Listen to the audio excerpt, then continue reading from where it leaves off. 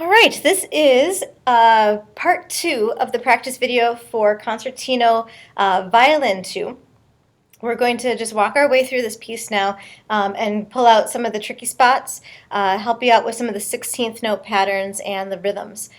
So right off the bat, try to use some fourth fingers. You don't want to have open strings if possible. Be careful of your bow lifts as well at the very beginning, first couple measures. Now, as I wrote in your part, C sharps are going to be a key note in this piece, the C sharp, the leading tone for the key of D. So C sharp high 3 on the G string. Make sure you're stretching that out. I think I marked every single one, so no excuse. Make sure those high 3s are right there. Now, the first rhythm in measure 4 and 5 might look a little weird, but remember an eighth note followed by an eighth rest is just a staccato quarter note. So you're just playing on the beat. Looks weird, you just play it like short quarter notes, so not a big deal. So the first tuning spot that I want to do is measure 7. You're doing octaves here. You want to really make sure that you're matching pitch. So here's your first high 3, C sharp at 7. Find that, and then just lay your fourth finger right next to it on the next string. You just have a nice tight half step, and that should be in tune. 1 and 2. So there's your octave A's. Next one, go ahead and do an open A, because you're going up to the B octave. Make sure it's a nice high 2. And your last octave, C sharps. Stretch that high 3.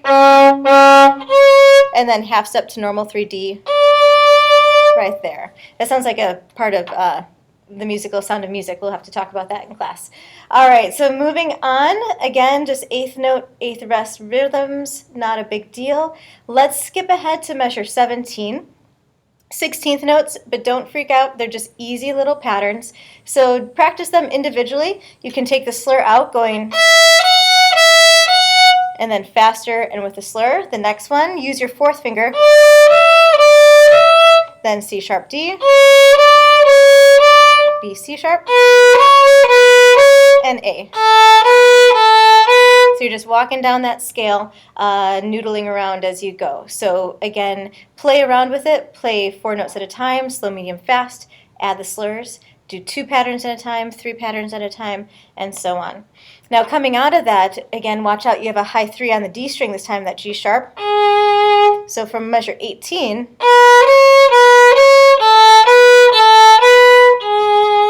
again, just a half step away. There's your fourth finger on the A string, but then move the 3 back to its normal spot as you're coming down. Now the last measure in measure 20, before the end of this section here, easy for the first 2 beats. And then switch yourself over to the D string. Get that half step between 4 and high 3 again. Open A is fine. Stretch back to the high 3. And end with the fourth finger. Okay, so all about half steps in this piece. Okay, then the rest of that page is pretty good. Moving on, let's take a look at measure 30. These 16th note patterns in 30 and 31, not a big deal. They're just little scales. And going into 31, then going down.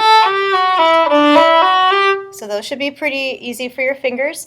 Then your hard spot is coming up now, 32, 33. So at 32, take these again, 4 notes at a time, no slurs. Do that a couple times so it's under your fingers.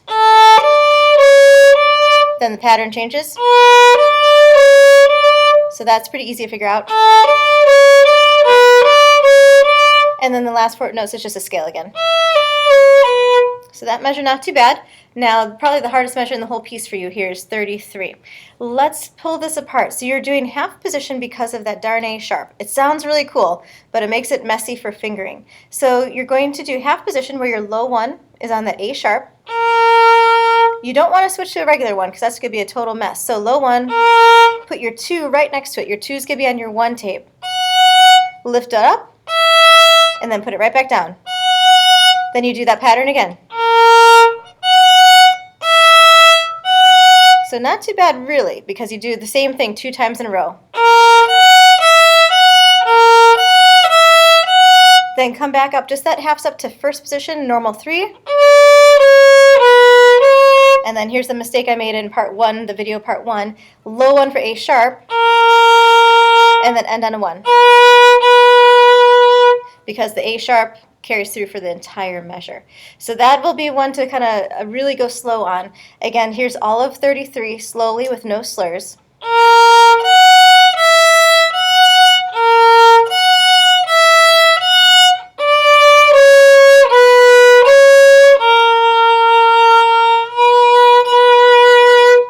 All right. I was going to say something else about that part. Yeah, it's just kind of weird keeping your 2 so far back on the 1 tape. Once you get used to that, though, that part should be fine and just well in tune. 35, you've got some high 3s. Be careful of that spot. Be careful of counting your dotted chord notes, 1.5 beats.